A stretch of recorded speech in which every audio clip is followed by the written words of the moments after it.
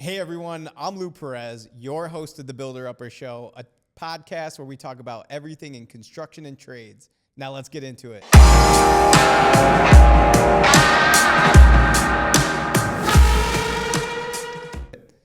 All right, I have my guest, and this is a special moment here. Builder Upper Show in person with the very own Joshua Mullet from BlackLine. Joshua, how you doing today? It's awesome. I so appreciate you inviting me to your podcast and to be on the inaugural in-person podcast for the Builder Upper Show is pretty exciting. This is big. This is big. So I really appreciate it. So the whole point of the Builder Upper Show is to unpack stories of construction owners and really dig into the history of how you got to where you're at today. But at the same time, let's tell the viewers more about you. Who helped inspire you? What helped inspire you to get to where you're at today? And then, but before I get even to like those type of questions, let's make it super simple. When did you get into construction? Oh boy. The first time I got into construction, I think I was probably about 10 years old. Okay. And my dad was a handyman carpenter. So like he would be doing little deck projects for people, replacing their windows and their doors. And I can remember one time I always wanted to make money. It's just what I wanted to do because my parents said, if you want money to spend on things, I remember I wanted a Nintendo. It was a big deal when I was a kid. Nintendo was the best. Oh, it was awesome. And I had an Atari, but that was just not the same. No. And so I wanted a Nintendo. And so Dad was like, well, then you're going to have to pay for it. And so I talked him into letting me come to his job sites, and I would clean up for $1 an hour. That was a good deal. Like I had to do a lot of cleanup. And that was my first entry into construction, getting to experience it. So, you have an interesting background of where you're at today. Tell us, what do you do today and why do you do it?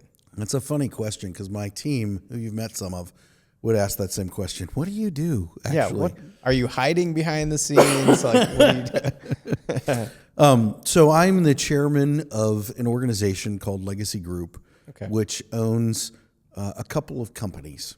And so that sounds way cooler than it actually is. But one of the main companies that I'm involved with is BlackLine. Okay. And so BlackLine is a company that tells the stories of the men and women who do the work. Our vision is to lift the view of the skilled trades. That's why we exist. And so we do that through two ways. One, we get hired to, actually three ways, if I'm saying this right. We get hired to tell people stories and help them build their brands. So, to help you build out your social media, to tell your story through video, and communicate what it is that you do and why you do it, which actually really helps your bottom line because it attracts talent, it attracts clients, all of that stuff. And it attracts the talent and the clients that align with who you are, which is kind of important if you like profitability.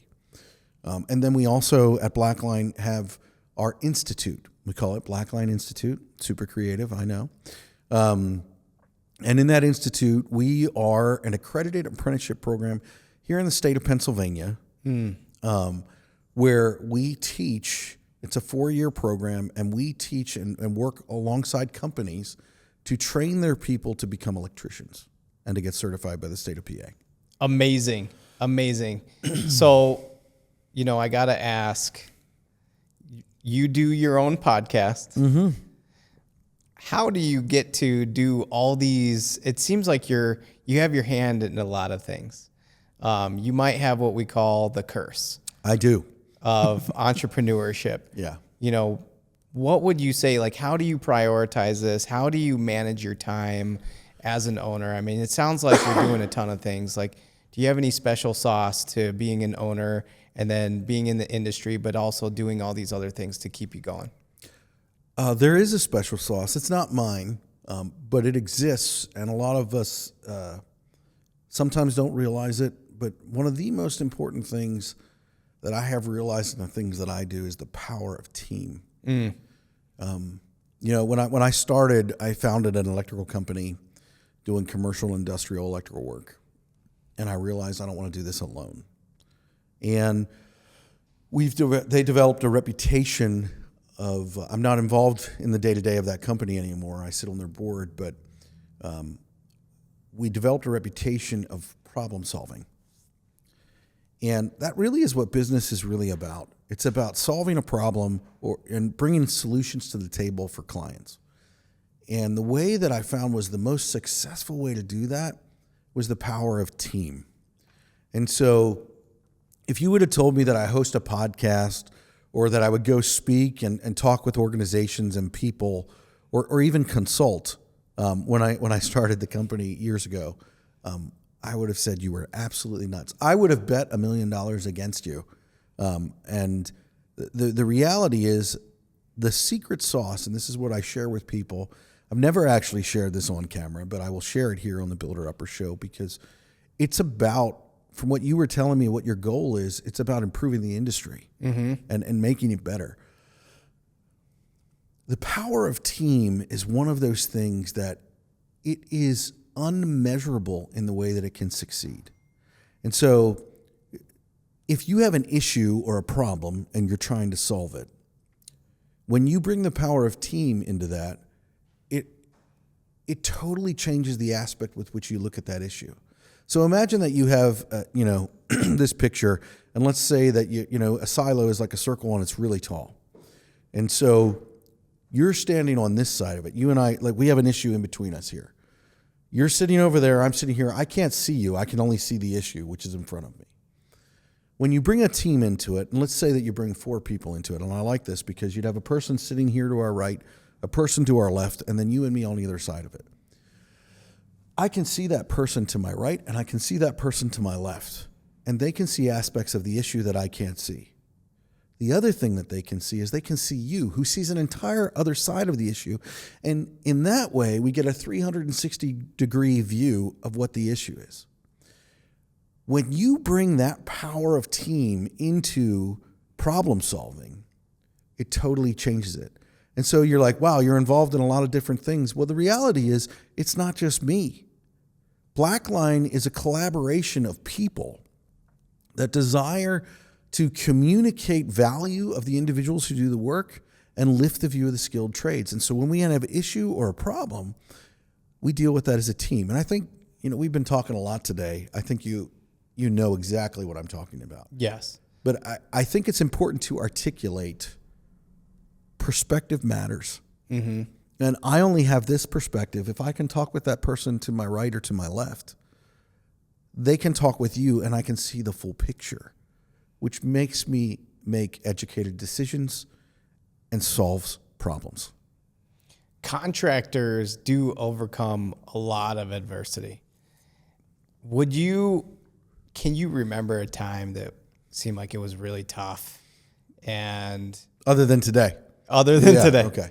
And, just point out some areas where you just like, you know what, today's tough, but you made your way through. And how did you do it? How real am I allowed to get here? You can get as candid as you want. So I've been in business for a little over 20 years. The electrical company that I founded celebrated 20 years this past year. Congratulations. Thank you. Yep. I remember a little over a decade ago. It was after 2008. You couldn't win projects to save your life. And I was trying to save my life. And we were broke as an organization. And just so that I understand your question, you're asking me, when I was in those situations, what was the thing that got me through? Mm-hmm. That's what you're asking. Yep. Okay. So I remember my debts were high and my funds were low. And so much so, I remember saying to my wife, so it was her birthday, it was March, and I remember saying to her, well, why don't we go window shopping for your birthday, where you can look at stuff, but I can't buy you anything. And where we live, we have all of these things like, Goodwill or there's reuse it shops, they call it, where they have used things that they sell. And I said, I can't handle going to look at things in an actual store. Let's go to one of those places. Yeah. And so we go to this reuse it shop, and we're there. So I'm a big believer, if you need to get that, you can. No, but I'm a big believer in, it's your podcast, I'm telling you what you can do. I'm sorry. In being honest. Time is value, and I want to give you the maximum value of my time. And the only way to do that is to be honest. So I'll tell you the truth. We're there, and we walk in. I couldn't even bring myself to walk around with her to look at things because I felt like such a failure that I couldn't provide for her a birthday present from a place where they were selling used things. And so I said to her, hey, why don't you go look around? And I love books. I love to read. And I love old things. And so I said, I'm just going to go over here and I'm going to look at these books. And so I go over and I'm looking through things. And my faith plays a big part in my life. And I believe in God. And I believe in a relationship with God. And so for me, that's a big part of my life. But up until this point, I had never experienced God speaking to me in this way. And so there I am, and I'm standing there in the aisle, and I'm just hoping people can't see me because I feel like I have a sign on me that says I'm broke, that I'm a failure, that I don't know what I'm doing. And I'm looking at these books, and I see this Bible with like these, red edges on it. And I'm a child of the 80s.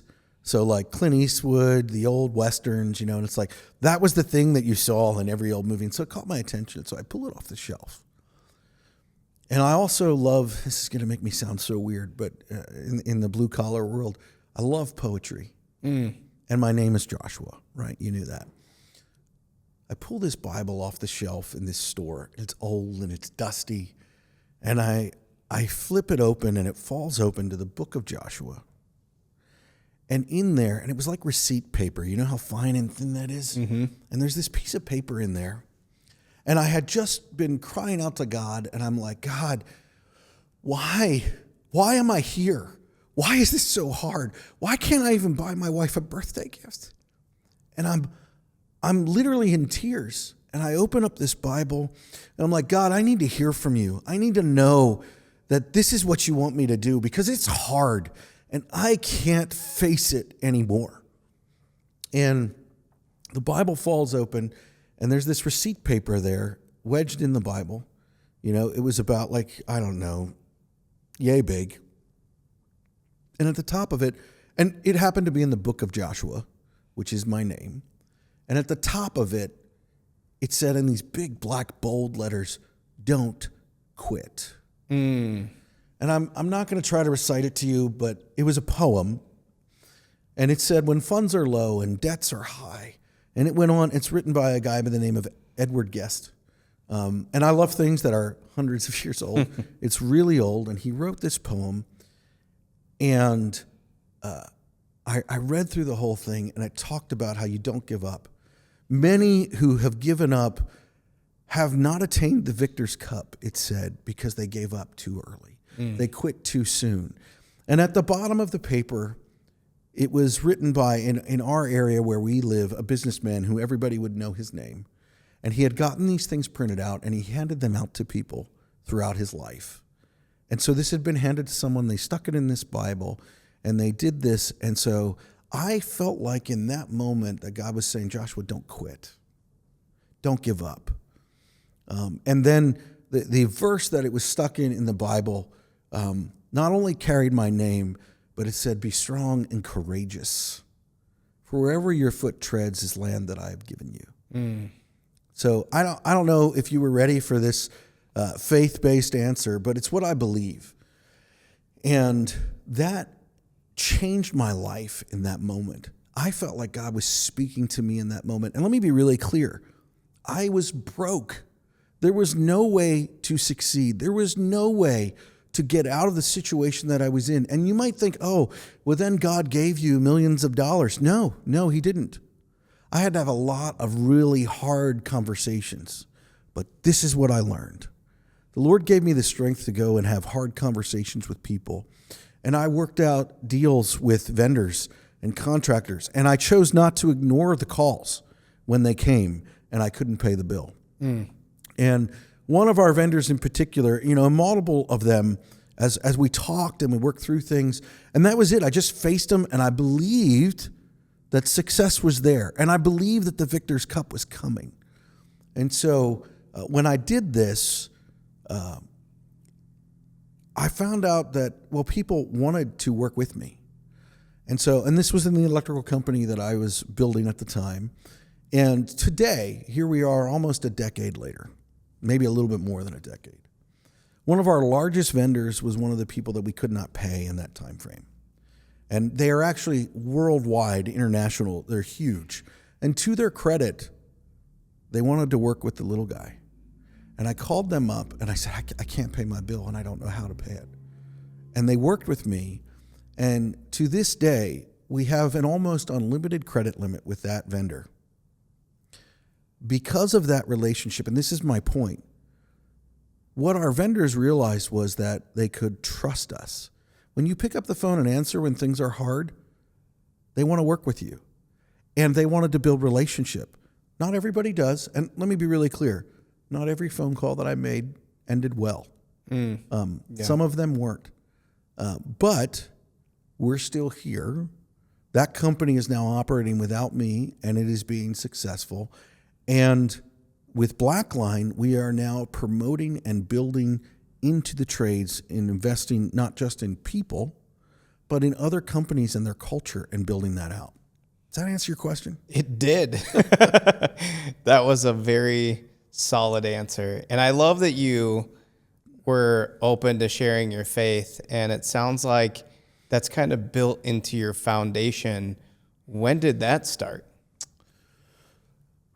When did my faith start? Well, I grew up in a home where we talked about God, we believed in God, and I went to church ever since I can remember. And so I always thought that's what I was supposed to do when I grew up. Supposed to go be a missionary, be a pastor, be something like that.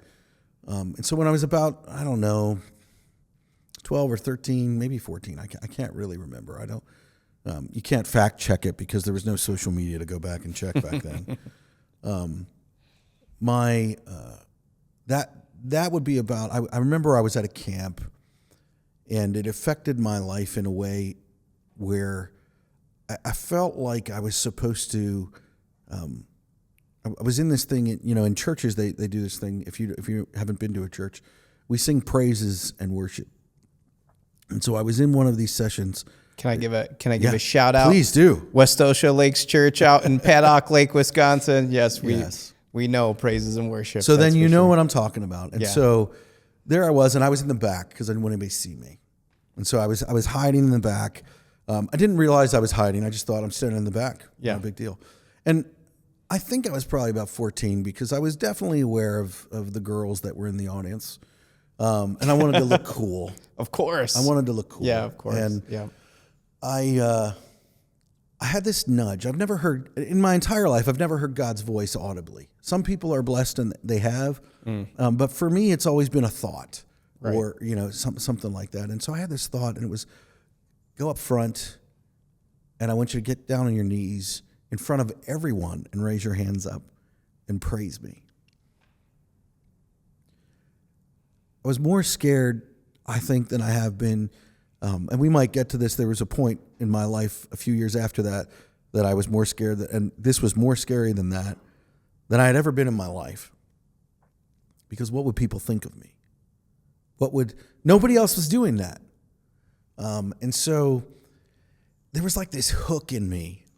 Like I couldn't leave it alone. I couldn't get away from it. And so I was like, fine. If I believe that there's like a 1% chance that God is real and that this is real and he's telling me to do this, if there is 1% chance that is actually true, then I have to do that. And I thought to myself, well, What's the worst that could happen? Some people laugh at me and think I'm stupid.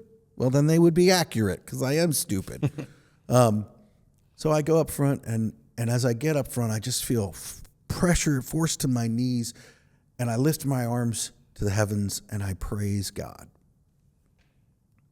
Changed my life. And from that point on, I knew that I wanted to have a relationship with God, and I wanted to know more of who he was. And that has followed me through my marriage, through my business, through my life. It drives everything that I do and the why of why I do it. Because I believe that Jesus is real.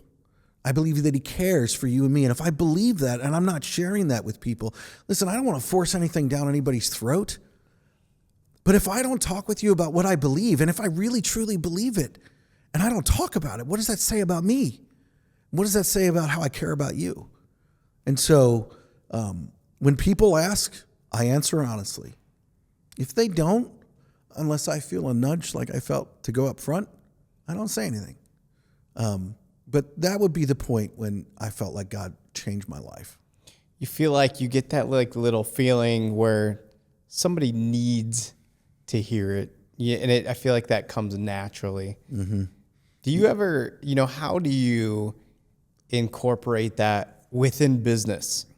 I know some people are like, keep it separate and whatnot, but church and state. Exactly. So, how do you as an owner, navigate that or feel, are you open to sharing that with your employees and encourage them? And yeah, I'd love to hear your thoughts on that. So I don't say this publicly very often. And with BlackLine, I live a more public life with the line and hosting a podcast, which is also a thing that a decade ago, I didn't even know if that was a thing. And if it was, like 3 people listened to podcasts, if anybody. Yeah, I don't remember. Yeah. It was, yeah. But I would, to answer your question, I would say this. If I'm going to be honest with you, I don't believe in the separation of church and state in that way, or business and what I believe. If I believe it and I believe that it's true, then it's going to affect my decisions and the way that I look at things. But this is what I'll say. I relate with a lot of business people. Some of them believe what I believe, some of them don't. But most of the successful ones implement the principles of what I believe. And they're biblical things because they work. I have one business guy that I work with, and he does not believe at all what I believe. But he implements certain principles because he's like, the tenets of faith actually work. If you believe for this, it works. And so to that point, I'm like, okay. At work, it's weird to say this, but I believe that you and I have assignments. And so assignments are where we work, where we live our lives and what we do. But if I believe that Jesus Christ died for me and paid for my sins, then I believe that I have a calling. Is it all right? I'm going all in, man. I'm sharing the full thing. I believe that it is my duty and my responsibility to share that with you. Because I believe in a heaven and a hell. And I want to see you in heaven with me. And so then I have a calling to share Jesus with the world. And if you read the Bible, it's pretty clear on what will happen to me if I don't. And if I believe that God is real, and I do, because I have lived things out where I've seen God do things that I cannot explain. Before that moment when I was 14 and even a little beyond it, I didn't think that the miracles that happened in the Bible happened anymore until I went into business. And I felt like God called me to business, which didn't make any sense to me. But business was my assignment. My calling is the same. And so in boardrooms and elevators, in podcasts and everywhere, when people ask questions about my faith, I share it. I don't shove it down their throat, but I don't hide it. And so I really, truly believe that if we're going to live an authentic life and we're going to live things out, then we need to live out what we believe. And whatever that is that you believe, if you believe what I don't believe or you believe what I believe, great, but be authentic in it. Be real, be truthful. Because who wants to live in a world where it's fake? And that's one of the things that we're trying to do with the line is we're trying to have an authentic and real conversation, which is what I love about the Builder Upper podcast, is you're wanting to have the same conversations that we want to have, real and authentic. And when we do that, that's what we're hungry for. Who wants to talk to someone that's going to put lipstick on a pig or sell you something that isn't true? Listen, this is what I know from my life in business. And in business in particular, my faith plays a big part. I don't want to have a Christian company, but I don't mind having a company of Christians. And is what I mean by that is like our culture is permeated by what I believe, but we have people that work for us that do not believe what I believe. And it is a safe place for them to work. But if they want to hear about what I believe, my door is always open. And I could give you a list of men and women who have come to my office and I have prayed with and I've shared what I believed with. And I have those who said, I don't want to hear about what you believe in that. I want some encouragement. And I can do that too. But the reality is, if I'm going to be truthful with you, then I need to be authentic and real about what I believe. I think that's where you and I relate a lot, because you should never hide your faith. I agree. And not everybody, especially when you're growing a company, you're scaling a company, and you're hiring people, not everybody's going to be a believer. Yes, you're right. But that does not mean to turn those people away. And some of my best people do not believe what I believe. Right. Same. Yeah. Same. Yeah. Same. And, the founding team is very aware of my beliefs, and I've always been open. Yeah. Anytime we're talking to a contractor and we have a tough situation, they're dealing with some of the craziest complex situations, I'm going to pray about it. Yeah. That's going to help us through. You want to talk about problem solving? That is huge. That is huge. Huge. And I can't tell you how many times we've gotten to a point where we've had prayers answered and then immediately give that glory to God. Come on. And like, that's just the way. That's what it's about. That's what it's about. So it's like, and not everybody has to be on the same page, but not me personally, that's going to be my path. That's the way that I do it. And it's not being forced to anybody but because I'll be open about it. And I really like how you're truthful and you're sharing the way that you go about it, because it's real, it's personable, it's relatable, it's amazing. And I appreciate what you're doing there. Well, I'll be really honest with you. I don't know that I've ever been this upfront publicly about my faith, only because no one's ever asked me so directly. So I appreciate your direct questions. And the truth of it is, we need to be honest. Yeah. You're going to get some of my beliefs even in business, but I really believe in being honest. And being honest is just this. Honesty is not transparency. When you're honest with me, well, you're not showing me all of your books. You're not showing me, where your P&Ls are or any of that. But being honest is not hiding anything. And so when we don't hide things, if people ask, well, then we share what we believe. But it doesn't mean that you tell everybody everything. I'm a firm believer that transparency, and that's a word that we like to use publicly a lot. Oh, yeah. And everybody loves it, and it's because nobody trusts anybody. So it's like, I don't want to trust you. I want you to tell me everything. I'll share this with you. Early on in business, my wife said to me, she's like, I want you to be honest with me. And I was like, well, that means you want me to tell you everything. And she said, no. I don't want to know everything. She said, but I don't want you to hide anything from me. Now think about that for a second. If we don't hide anything, what's better? Transparency, where we just dump everything out there, or where we refuse to hide things from our partners, our employees, and those who we work with? Listen, you don't need to tell me everything. I don't have the bandwidth to handle it all. But if you promise me that you won't hide anything from me, that tells me something about your character, your integrity, and who you are, and then I can trust you. Transparency isn't about trust. It's exactly the opposite. Yeah. That's so strong, because the one thing that we're honest about with all of our employees is exactly where we're at with our company. Yeah. I mean, we have a monthly all hands, and we're like, this is exactly where we're at. Yeah. If we need to step it up, we got to step it up. Yeah. And that's huge. The fire is lit because of being honest. Yeah. You know, Absolutely. like you have to tell everybody exactly where. So I appreciate that too. That's great. You know, I want to know, and I see the foundation. I see kind of where you're at. Was there somebody that inspired you or mentored you at any point in time during this time to, you know, kind of get you to this spot today? Any individual person is fine. So what is this spot that we're talking about? So where you're at today as an owner, your business owner, you're fighting the good fight. I mean, you're openly sharing your faith.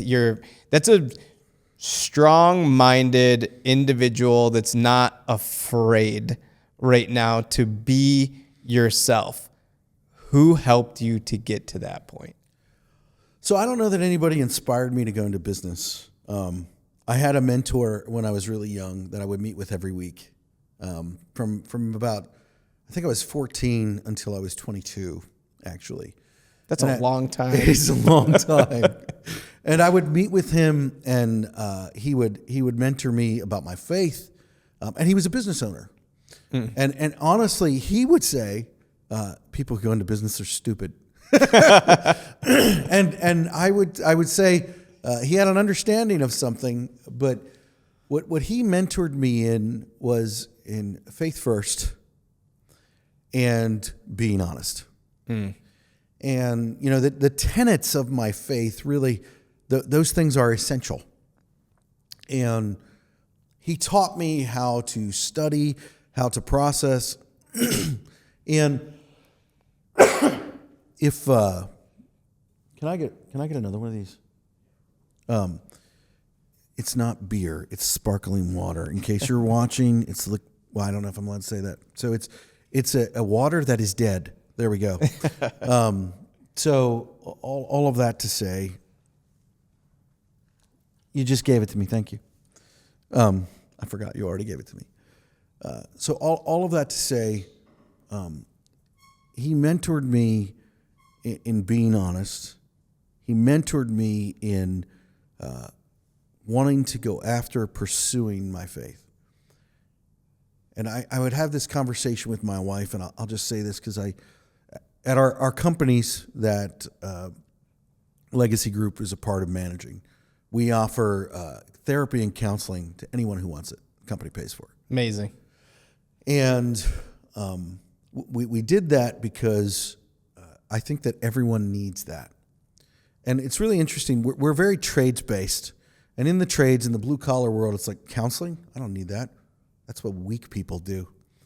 And I said to my wife one day, and that's not true, by the way. Strong people are those who get counseling and therapy. And that is what my mentorship was. My wife shared with me many years ago. I was like, why is it that, you know, I had a friend, and this is what spawned this whole offering counseling and therapy to our people. I had a friend, and he was struggling, and he went to see a therapist. And I said to my wife, I said, why is it that I don't feel the need to, I had the same life as he did. I had the same childhood as he did. And he was a good friend of mine. And she said, you've been going to therapy since you were 14. I said, what do you mean? And she said, you've been talking with these different mentors in your life about what you struggle with, what you are burdened with. And I think that we are built and made to communicate with one another. Listen, when you share what you're struggling with out loud with someone else, and this is actually science, it affects your anxiety levels in a positive way. And so my wife just said to me, she goes, well, you've been in therapy all your life. And then I realized how important that was for other people. You know, in construction, we have some of the highest suicide rates in the world in construction. Mm-hmm. And the reason is we don't talk to people about how we feel. We don't talk to people about what we're struggling with, what we're going through. And you might think, well, no one understands what I'm going through. Nobody's going through what I'm going through. Bullshit. Like, are we allowed to swear on this? Yes. Okay, all right. Bullshit. People are going through the same thing. It might be different, But the reality is we need to talk about those things. We need to say it out loud. When we don't, the voices in our head are far more dark than the reality that we live.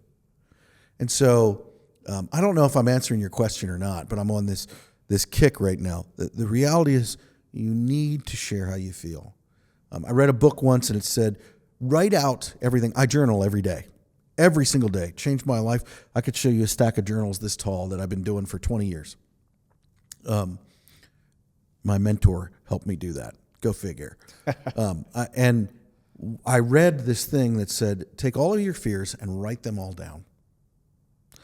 And it's like when I wrote them all down and I would write them out, the reality is it exited my system, totally changed my perception, didn't change my circumstances, but all the way back to, you asked me, well, what is your solution? How do you work through these things? It got out of my system so I could have a different perspective and see a more full picture of what's going on. And that's what happens when you talk with a therapist or a counselor. You're just soundboarding with someone else. The support system that you had was right next to you. And you were definitely blessed to have that. Not everybody has people close to them that can help them that way. But we know, and I know you know, that there's associations out there like absolutely ABC, Associated Builders and Contractors of America. CFMA has CIASP, where they're addressing. Both are phenomenal organizations. Absolutely. Phenomenal. And they are addressing this problem and then basically creating that safe space and open platform so that contractors, field workers can feel comfortable talking about this. Have you, explored these associations and then had those as opportunities to work with your business as a contractor? Like how have those type of associations really helped you? So CMFA and ABC, ABC is actually how I got my journeyman's license. I went through their apprenticeship program, great company, great organization. ABC helped me in business in my founding. So I have a lot of respect for that organization. And CMFA, did I say that right? CFMA. CFMA, there we go. Accountants and their acronyms. Helped me in understanding accounting from a construction perspective, which, listen, if you're an accountant, construction is different. Just, totally one word, different. Retainage, or prevailing wage rates. Oh, scary. Yeah. That's a scary one. All of that to say, those organizations helped me tremendously with that. Personally, I didn't experience a lot of that therapy and helping in that way. There was an organization, I actually did a podcast with a gentleman from an organization called U-Turn Health. And they are focused specifically on the construction industry and the trades and dealing with the problem of suicide in our industry. And it's very similar, I would say, to like Alcoholics Anonymous. In this way, you need to be able to talk with people. You need to be able to process things. I'll never forget, I was in a peer group once and a guy was struggling, an executive, because it's not unique to a laborer. Like this is something that you can struggle with, whether you are putting a shovel in the ground or you're the guy signing checks. We all have to deal with this stuff. And I remember having this conversation and the guy said, he goes, I wanted to put a gun in my mouth. He goes, I was sitting in my truck and he goes, and I remembered what my therapist said. And he said, are you breathing? That's something to be thankful for. You're breathing. Listen, when we don't talk with people, this is what happens. I believe that fear, and listen, you don't have to believe in God to believe this, but fear is evil. Because fear is used to control, manipulate, and destroy. That's what fear is used for. Listen, I think that you should be concerned. Before I die, I want to jump out of an airplane and go skydiving. It's something that I want to do. I'm not going to be fearful of it, but I will sure as heck be concerned when I'm checking the parachute. And so I think concern is real. Yeah. I've worked in medium voltage transformers and line work, and I needed to be concerned to make sure that my equipment was right and things were right. But if I would have been fearful, That's when I do stupid shit. That's when I do stupid stuff. Sorry. I'm a construction worker, so sometimes the feel just comes out. Let it out. I still believe in Jesus, but he hung out with sailors, so I think that he knew what swearing was. All that to say, concern is okay, but fear is evil, because when we are fearful, that's when you make stupid mistakes. When you are fearful, that's when you do things that are wrong. And so, this gentleman was like, "Hey, if you're breathing, that's something to be thankful for and grateful for." And then you think of the next thing and the next thing. But what happens when we don't talk with people, when we don't share how we feel? Fear creeps in. And fear is this thing that it continues to darken our view. It continues to hide the way that we think. And when you're fearful, you don't ask that guy for collaboration on your right or your left. And so you don't see the full picture of what's going on. You only see this perspective, and you can end up feeling like the train is coming down the tracks and it's going to run you over, so you might as well lay down and die. That's why you have to have collaboration with people, and you can look to this guy and be like, is my perspective right on this? Am I going to die? Is this the way that I should look at this? Because when you bring that collaboration, and that's one of the greatest things about where I am today, I have an executive leadership team that I work with that works within the different companies that we're in. And they help with perspective and outlook. I can call them up. And matter of fact, I'll probably be meeting later today where I'm like, hey, so what is the outlook for 2026? How does it look? Because if I'm being honest with you, tariffs scare me. Even if I think they're the right thing to do, it doesn't make them not scary. The economy scares me. I remember my first employee, scariest thing ever. To this day, every time that a new hire comes across my desk, I'm like, well, we need to provide for them. Now my faith helps me because I don't believe that we provide for any of them. Someone else is providing for them. Yeah. If I can be obedient, that's what I need to do. So I feel like I'm going all these rabbit trails and not answering your questions. So, well, you're actually providing a lot of great information, and something that you mentioned was collaboration. Do you feel like there's any particular employees that you've had that have really stood out, that have let's say, as a fellow founder, there's employees that you look at and you're looking to 10x your business or 10x yourself. Is there any employees that you have that you could point out or spotlight that you could bring up? And it could be multiple. It doesn't matter. I know that sometimes it takes a team. I know exactly who I'm going to tell you about. So at BlackLine, we're hired to tell story because I love story. And story is, ever since I was a little kid, I worked on a farm, and a farmer would always tell me stories about what he did and how he did it. And so at BlackLine, we want to discuss and help you tell your story. So let me tell you a story. Founded my electrical company in 2005. And, when you're a founder, you wear all the hats. I wrote checks. I did accounting. I installed electrical work. I did it all. And in the beginning, the first 5 years are hell. There's no way around it. It's just stressful. There is no end in sight. There is no success. There's no feeling of making it. But fast forward 8, 9, 10 years. I will never forget, this was a point where business changed for me. We had a couple $1 million job that we were doing in another state. And it was a few hour drive. And our team was actually driving there every day. And the foreman on the project that was doing the work, at this point, I was no longer actually going out and doing the work.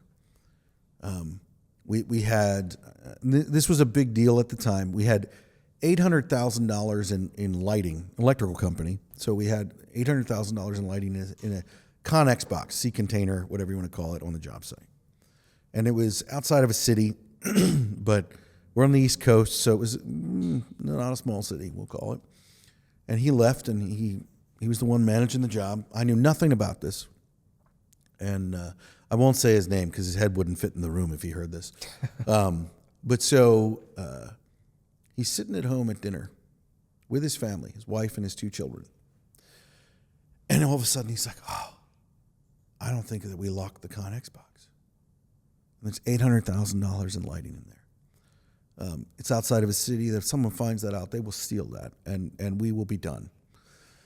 Because in construction, there's this thing called profit margin. It's really tiny. And so he tells his wife, well, we need to go on a road trip. Never calls me. And now listen, hear the story here. He wasn't hiding anything from me, but he took ownership of the job. And so he said, let's load up the kids. He loaded them all up in his truck.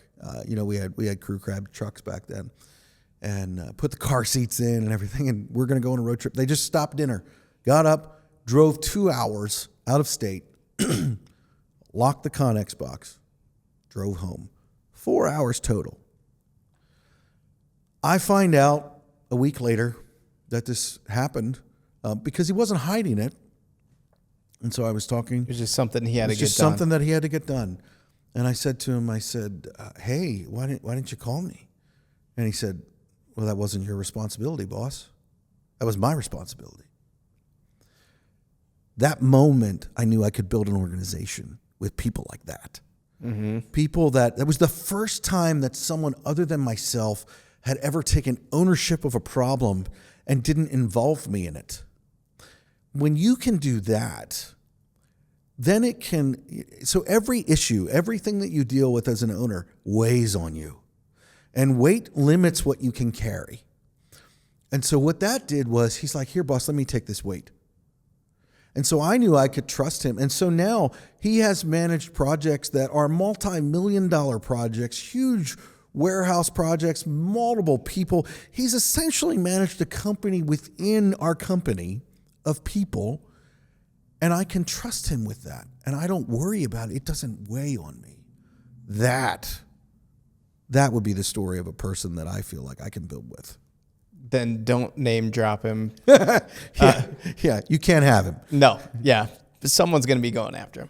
Well, full disclosure, he is in the process with some other people in our company of buying shares of the company that I started. Because we believe in building with a team. That's amazing.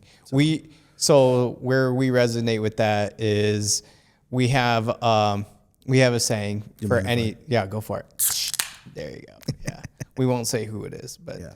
That's total advertisement. We don't need that on here unless they want to contribute. Yeah. That's fine. We go by what's any new employee, we continue to push. It's called EOE. Yeah. They have to have energy, ownership, and be experimental. So not to be afraid to experiment, take ownership of that experiment, and just go all out. Come on. Like that. I love it. That is like the energy behind what we're doing. And I mean, for an employee to take ownership, I get it. Yeah. I mean, that's pounds off your shoulder. You're so much weight, and I'm totally with you. So I really appreciate that. If you were, let's pretend there's a potential customer watching you on this podcast, and they were just like, what makes Legacy different? Like, why should I hire Legacy or even BlackLine? And, what do you guys do that this customer why should they buy you? That's actually a pretty simple answer. We care. So when we take on a project, so if I'm talking about Legacy, for example, and Legacy Electric, they do infrastructure projects and industrial commercial electric, pretty much anything you can think of with that. They care about the project, that they want to build your legacy as if it was theirs. And so the same with BlackLine. We care about your people. We care about your culture. And we want to build that out with you. And so it's like, if this is important to you and you believe in this, we don't take on every client. We have jobs come our way, and it doesn't matter what company it is within the Legacy group. We have jobs come our way that we don't take, because if we don't align, it's nothing against you or us. But we want to work with who we align with, because efficiency is key. And we can be efficient if we operate together in that way. And so, if you're looking for an organization that wants to help you build, then that's what we want to do. Whether it's building your legacy or defining your culture and your story as a company, that's what we want to do. Awesome. And where can people reach out to you or find you? Yeah. So BlackLineLTD.com. And they can, find me on LinkedIn, Joshua D. Mellott, Mellott. I'm on LinkedIn. I post most days of the week. And they can find us on YouTube at BlackLine Ltd.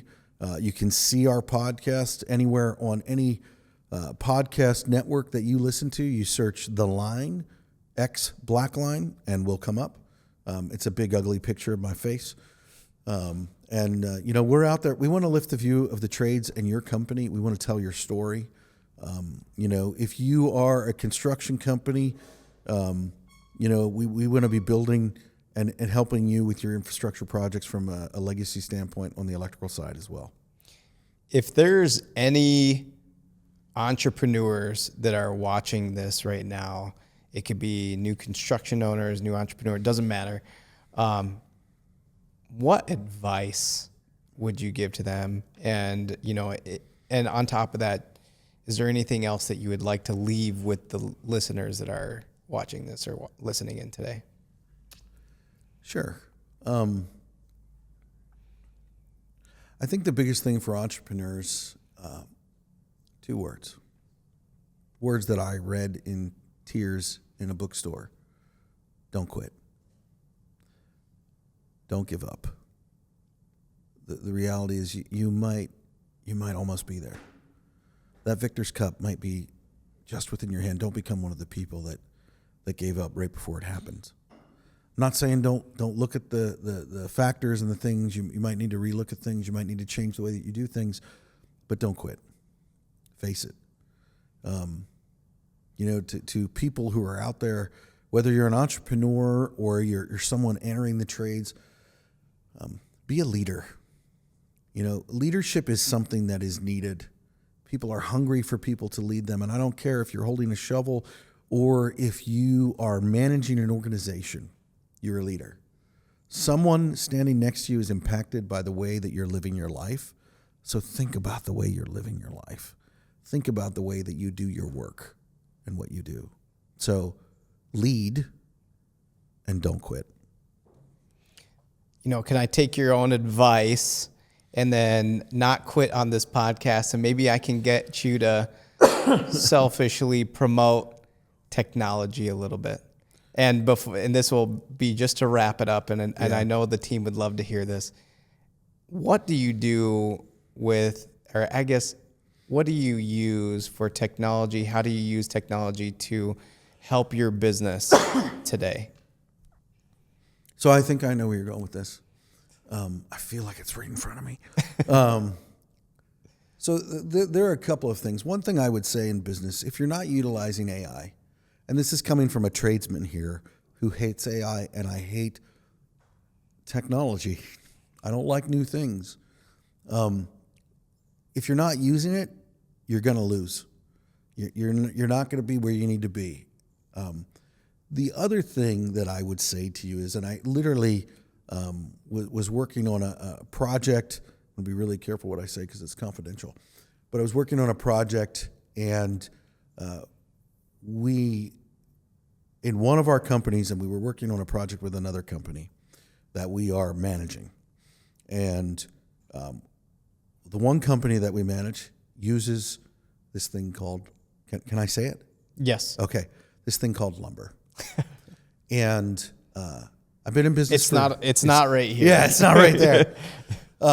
This thing called lumber. And I have been in business for more than 20 years. I have used all of the big players when it comes to platforms, payroll software, all of that stuff.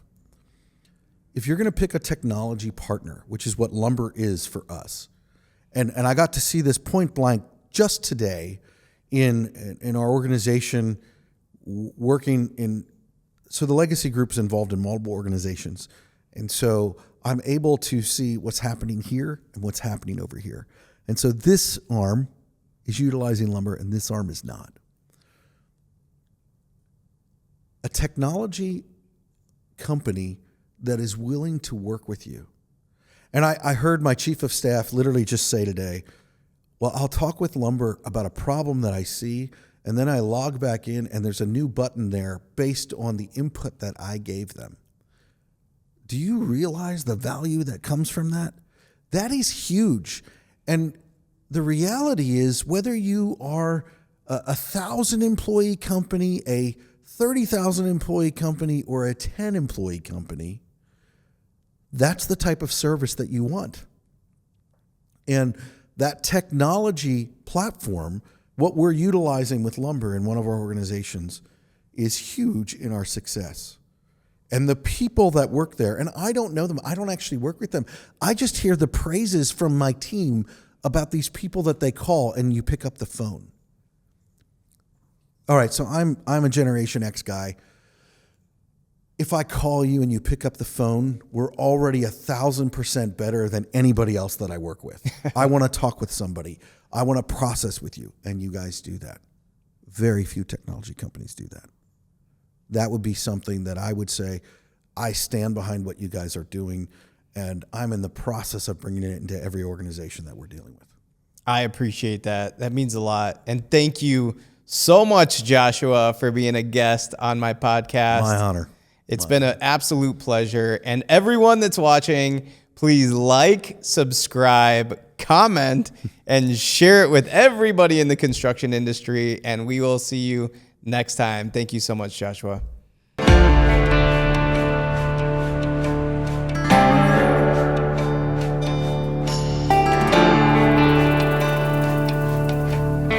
If you're a construction contractor and would like to appear as a guest on our podcast, write us an email. It's lou@lumberfi.com.